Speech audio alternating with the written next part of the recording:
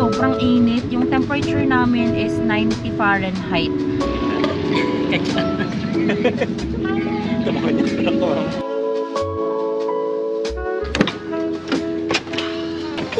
This is real.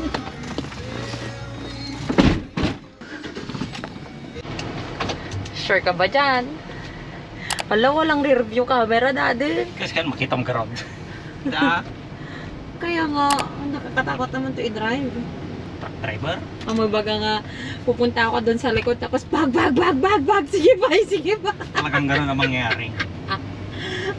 Atras. Hello everyone! Welcome back to another vlog. So today po is our hopefully final moving day. Mabalikan na namin yung ibang gamit namin sa Iowa. Nakapag-U-Haul na kami. And yung pupunin na lang naman namin doon. Ewan ko ba kung bakit ngayon kami kumuha ng U-Haul. Kasi naman original plan talaga kukuha ng U-Haul noon pa. Tapos biglang, wag na lang kasi pabalik-balik lang din naman tayo doon.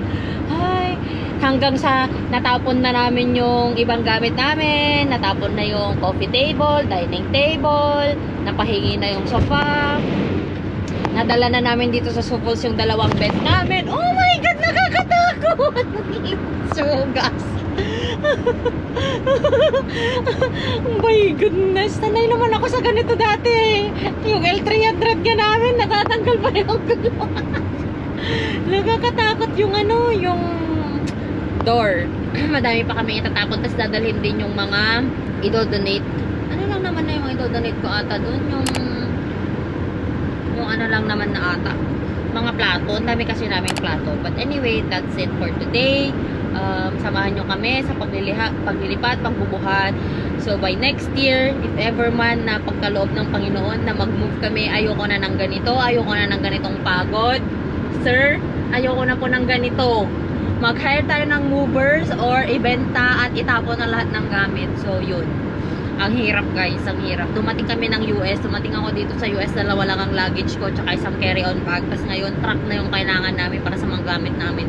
Kasi gamit pa lang ni Mishi, sobrang dami na rin. Anyway, laban lang sa buhay eh. Bawal magreklamo. Yung iba nga walang gamit, diba? Ako pa na madaming gamit ang nagre-reklamo. So, yun. Kaya natin to. When we wake, hear the birds and see the sun. Side by side our fears are done. All the good times just begun. Appetizer. We know what we have, let's hold on tight. Tumulog na naman. Lagi mo na may pang-holder sa mag-bird. Construction worker. Us crazy, Yung wala lang rin ano ng kape. tonight the future is bright.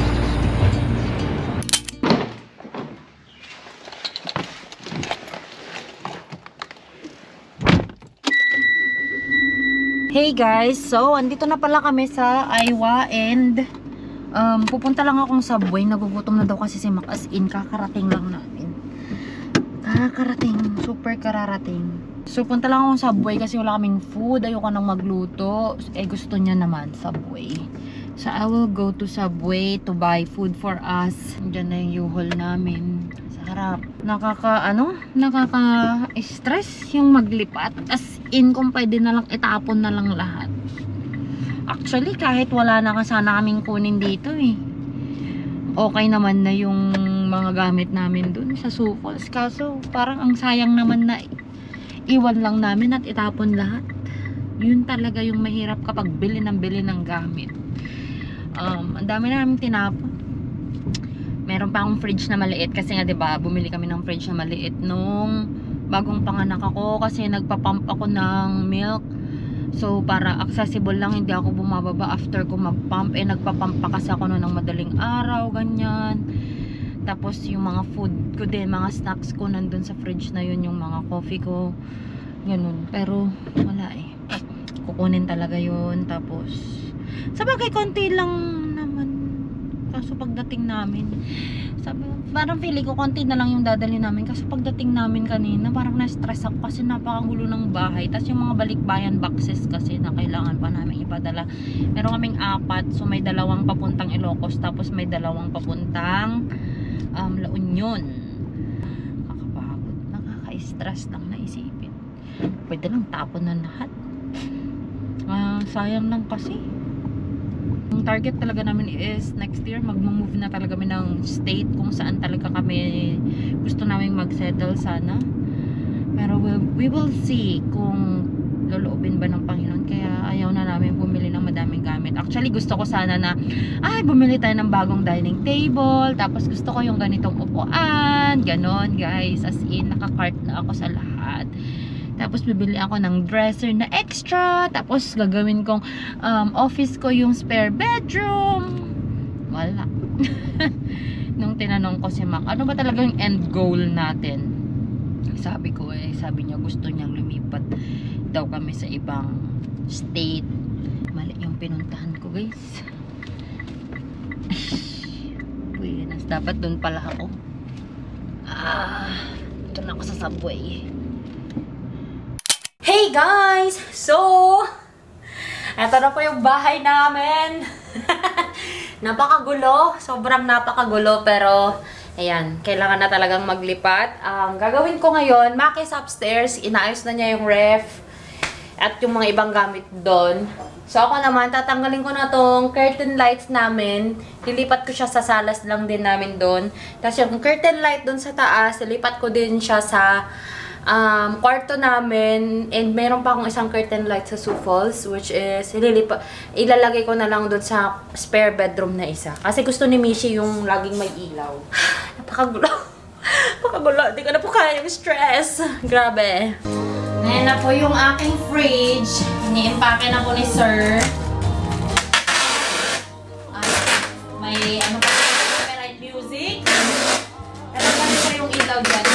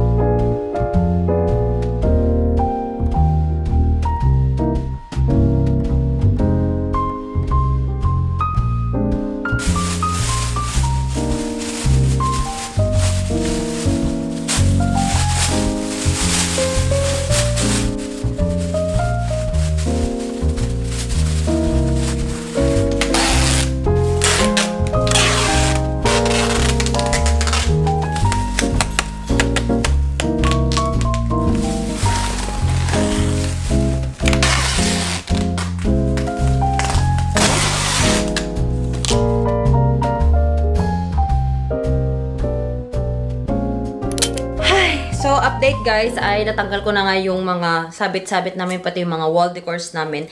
And ang lagi ko lang ginagamit is this one. This is the 3M na command hook. Actually, nilagay ko lang tong hook na to. Parang nabili ko lang ata to sa somewhere, Dollar General. Tong hook na to. Or may 3M din ata na may hook na ganito. Pero yung available ko that time was this one. This is the one that we usually use for the wall decors, yung mga frames. So, meron siyang Velcro. So, mas madali siyang ilagay mo to one side sa picture frame or sa painting, tapos isa on the wall. And then, magkaganon na. Tapos, it doesn't leave a mark. Hindi hindi mapipeel off yung painting nyo. So, wala kayong babayaran if you are renting. Kasi yung iba, kapag na-peel off mo yung paint, may bayad yon.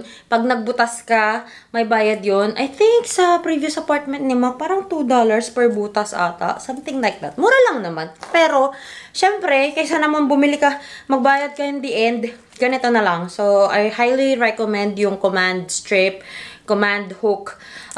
Depende siya kung anong weight ng isasabit ninyo. So, yun. Ito yung gamitin ninyo. Highly recommend.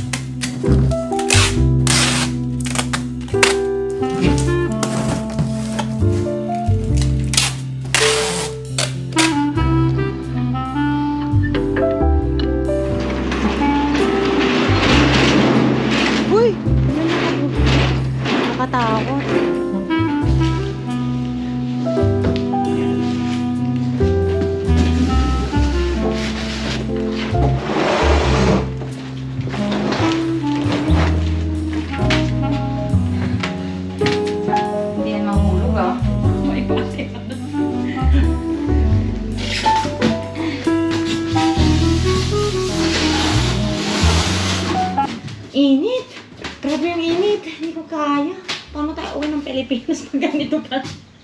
Ganitong hit din na natin kaya. Hey guys, so we are almost done na. Ang mga major na gamit ay na-empake na namin at nalagay na sa truck. So halos puno na yung truck. Ang pang-final namin is yung mga bike namin. Ang matitira na lang dito is yung 4 boxes na Forex na ipapadala namin sa Pilipinas. Some toiletries, which is madali lang naman na. Wala na akong mga damit dito except sa 3 underwear. So, kailangan ko mag-empake papunta dito para sa mga underwear ko kasi lahat na sunot na namin sa box kanina. May isang lampshade na natira. Yung gitara ko nandito po. Yung problema na lang namin na kailangan namin i-dispose yung yung mattress. Paano kaya yun? Yung mattress na yun, kailangan siyang ma-dispose na para wala kaming, hindi na namin siya dadalhin. So, pipicturean ko na lang yan sa Monday para ipabid ko na lang. Start natin ng $5 yung mattress para lang ma-dispose. Tapos yung may washer kami sa baba pala, yung pang RV na washer. Papabid ko din yun. Wala talaga guys. Nabenta na namin yung recliner namin. Binenta ko lang siya ng $20. Tapos yung TV namin na isa, yung TV ni Max sa Sioux Falls, dinala namin dito. Binenta ko ng $120. Di pa niya yun masyadong nagamit. Kailan lang niya yung binili. So, update na lang namin kayo guys. And I'll see you guys later. Hey guys! So, alis na po kami. Isaset ko lang yung aking mapa. Pero, oh my gosh, 2 hours. Anong oras na? Mauna ako. Punta akong Casey's. Maggagas pa ako. May natutumba. May natutumba sa likod ko pag nagbe-brake ako.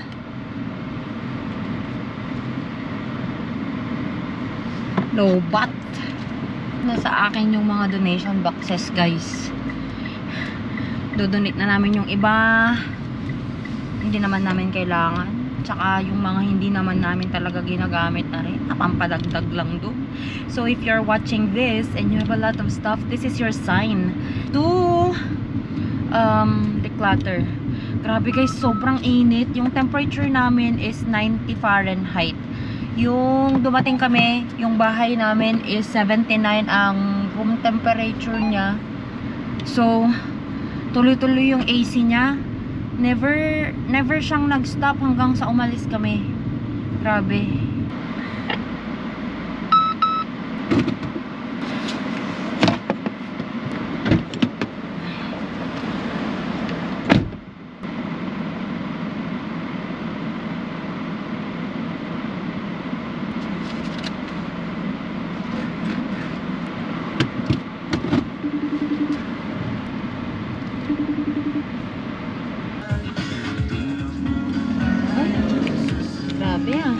Makapataks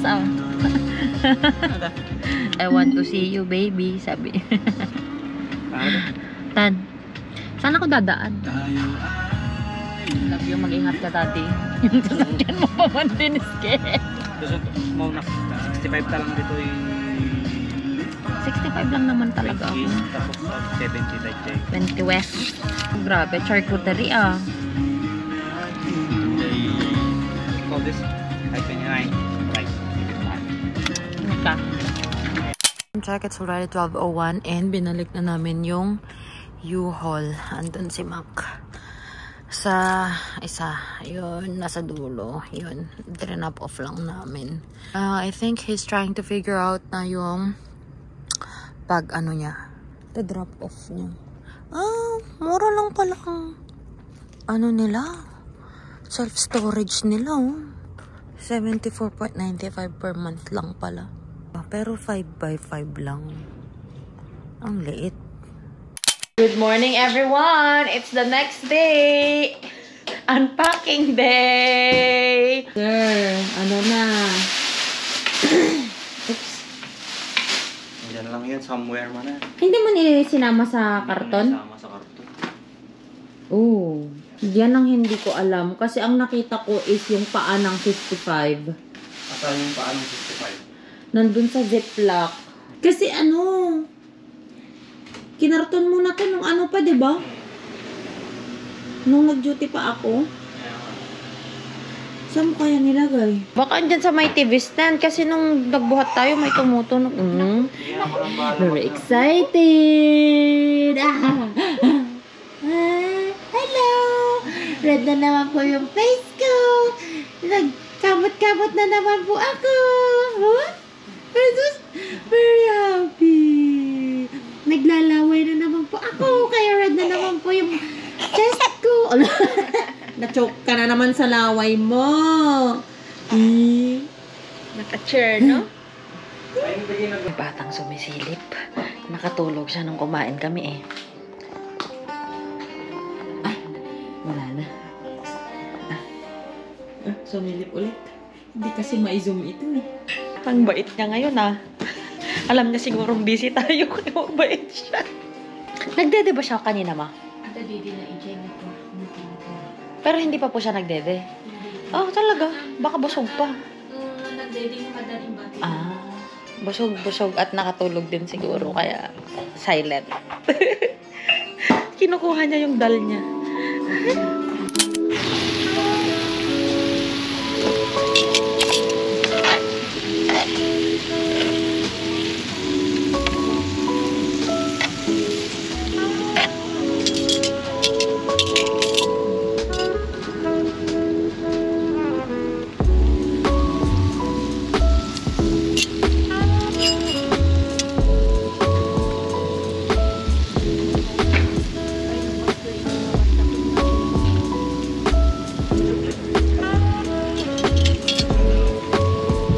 Naman dito yung ano niya, oil niya.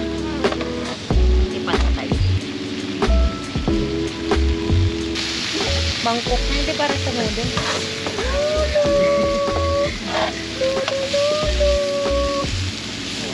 Nakikita tama niya. Kacang. Tama niya. Ako ha. Stang. Tiko niya. Partiti. Skirt.